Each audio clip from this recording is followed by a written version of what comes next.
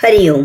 अष्टावक्र गीता योगदास श्री जय गणेश जोशी यांचे प्रवचन. अध्याय 12 श्लोक क्रमांक 7. अचिंत्यं चिन्त्यमानोऽपि चिन्तारूपं भजत्यसौ त्यक्त्वा तद्भावनं तस्मा देवमेवाहमास्थितः.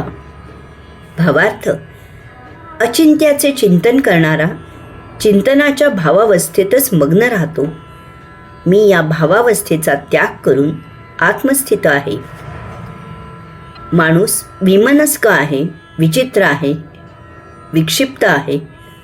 जो जे करू नका असा उपदेश करतो, त्याच्या पश्चात नेमके तेच करत तो त्याचीच उपासना करतो. पूजाविधी सोपस्कार करू नका, मला फार तर पान, फूल, फळ, पाणी वहा असे सांगणाऱ्यांची यथासांग षोडोपचार करून पूजा करतात. मूर्तीपूजा करू नका असे सांगणाऱ्यांच्या पश्चात त्याचीच मूर्ती करून त्याची पूजा करतात. फकीराला त्याच्या पश्चात सोन्याने मढवून काढतात. ब्रह्मचार्याच्या पश्चात त्याच्या मूर्तीची प्राणप्रतिष्ठा सपत्नीक जोडप्याने करतात. काय म्हणावे याला? कोणाला विचारावे की हे असे का? तर तो म्हणतो की बाळकोबांनी गरिबीत राहून हाल सोसून बाळूचे शिक्षण केले, त्याला त्याच्या पायावर उभे केले. आता बाळूने त्याच्या वडिलांना जे जे मिळाले नाही ते ते उपलब्ध करून पांग फेडले, तर त्यात काय चुकले?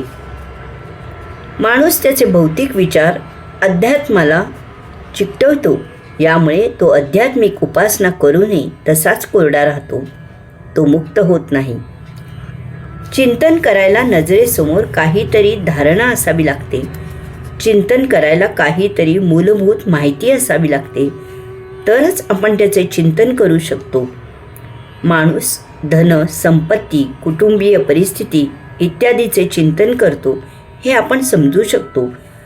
परंतु परमात्मा अदृश्य, निराकार, अरूप, अप्राप्य आहे हे माहीत असूनही तो परमात्म्याचे चिंतन करतो, तेव्हा महाआश्चर्य वाटते.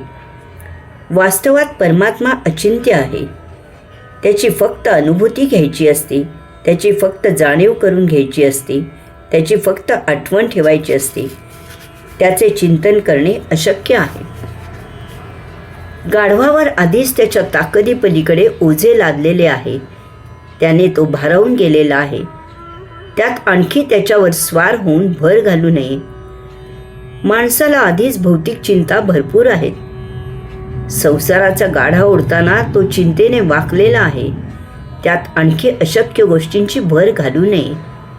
संसारिक वस्तू तो कष्ट करून मिळवू तरी शकतो, कारण त्या उपलब्ध आहेत. परंतु चिंतनाने परमात्मा उपलब्ध होतो असे असत्य सांगून, तसा उपदेश करून त्याच्या चिंतनाने त्याला भारावून टाकू नये. कारण इतकी साधना, उपासना आणि चिंतन करून परमात्मा का मिळत नाही या चिंतेत तो मग्न होईल. परमात्मा हा चिंतनाचा विषय नाही, तो विषयच नाही. त्यामुळे त्याला चिंतनाने परमात्मा मिळणारही नाही, त्याला फक्त कष्ट होतील. परमात्मा शब्दातीत आहे, परमात्मा मनातीत आहे, परमात्मा देहादी इंद्रियातीत आहे, परमात्मा भावनातीत आहे, परमात्मा तर्कातीत आहे, परमात्मा कल्पनातीत आहे, परमात्मा विषयातीत आहे, परमात्मा चिंतनातीत आहे.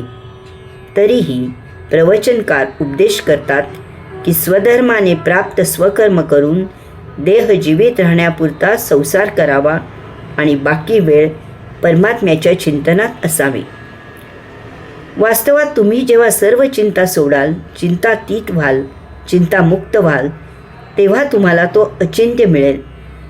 परंतु अयोगिक भौतिकाच्या संसाराच्या चिंतनात मग्न आहेत आणि योगी अध्यात्माच्या परमात्म्याच्या चिंतनात मग्न आहेत.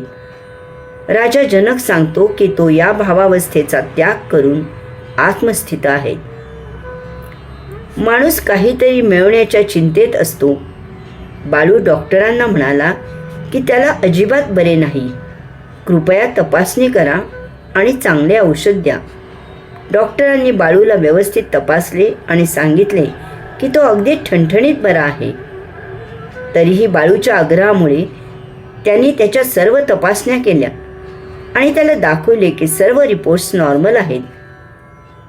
त्यावर बाळू म्हणाला की त्याचा पोस्टमार्टेम रिपोर्ट का केला नाही. हरिओम.